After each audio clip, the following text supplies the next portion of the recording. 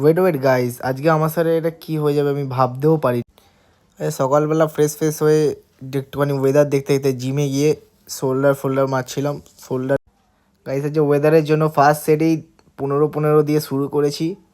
একদম ওয়েদারটা যে চুমু ছিল।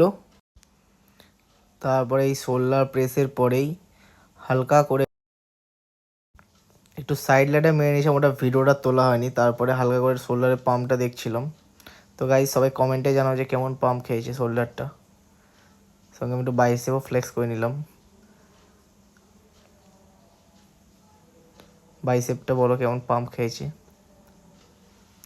তারপরে আমরা লেগে চলে গেছিলাম। লেগে 3-4টে এক্সারসাইজ করেছিলাম, কিন্তু ওগুলো ভিডিও করা হয়নি। এই এক্সারসাইজটা করতে গিয়ে গাইস আসলে আজকে আমি আমার পিআরটা হিট করে ফেলেছিলাম লেগ প্রেসে 240 নিলাম। তারপরে একটুখানি বাইকে তেল ভরালাম, ভরিয়ে বাড়ির দিকে চলে এলাম। যদি তোমাদের ভিডিওটা ভালো লাগে like comment share and subscribe করে দিও। Thanks for watching, good bye.